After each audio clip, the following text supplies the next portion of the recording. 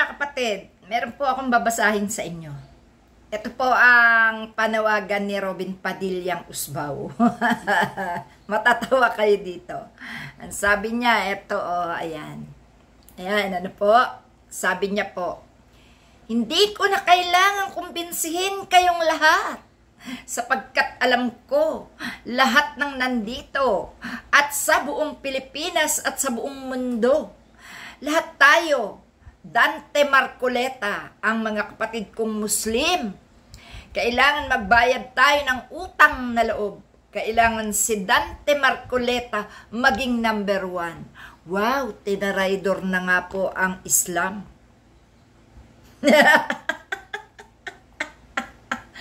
Pati ba naman ang kanyang sariling relihiyon ay ipinagpalit na kay Marcoleta.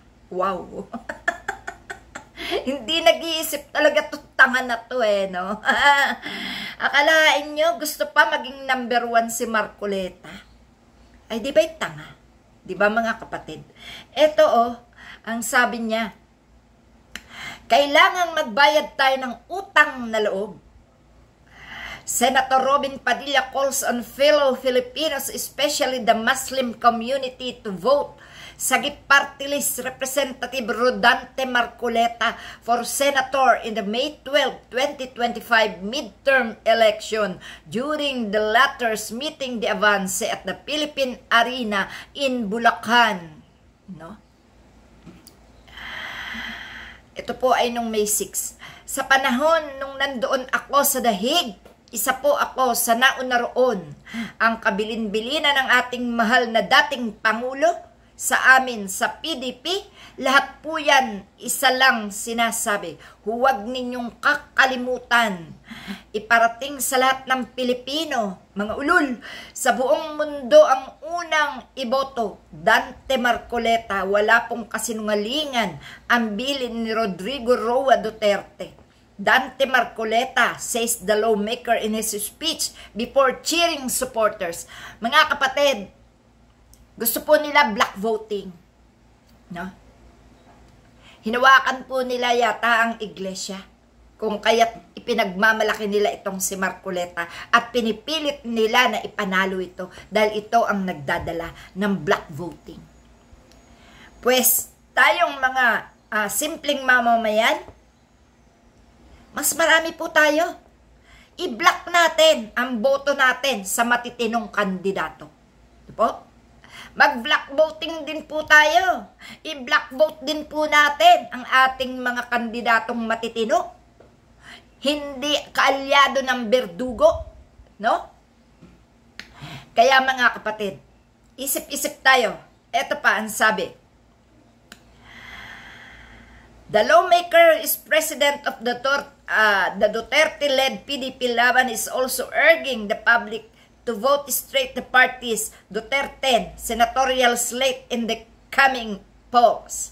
Marcoleta is part of PDP Laban's Duterte senatorial slate that also includes survey frontrunner Senator Bongo, Senator Ronald Bato de la Rosa, former Executive Secretary Attorney Vic Rodriguez, Attorney J.V. Hinlo, Attorney Jimmy Bondoc, Attorney Raul Lambino, Dr. Richard Mata, award-winning veteran actor Philip Ipe Salvador in the Ten Kingdom of Jesus Christ, KOJC founder Pastor Apollo Siquiboloy. Yan po ang hindi nyo dapat iboto.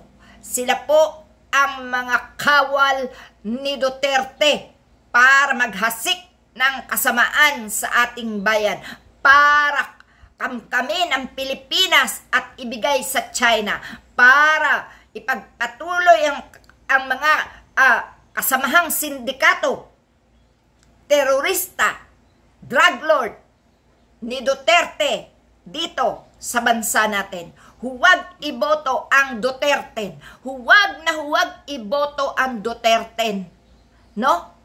Sila po ang salot sa bayan. Duterte salot sa bayan. Duterte salot sa bayan. Duterte salot sa bayan. Salot sa bayan. Duterte. Berdugo. Berdugo. Duterte salot sa bayan. Yan po mga kapatid, ang aking pangangampanya sa araw na ito. Ibasura ang Duterte. Wala pong kakwenta-kwenta mga Duterte. Hanap nila'y gulo, hanap nila'y kasamaan, hanap nila'y patayan, hanap nila'y nakawan sa ating gobyerno. Mga kapatid, samahan niyo po ako. Isigaw, Duterte, salot. Salot, Duterte. Yan lang po mga kapatid. Salamat po.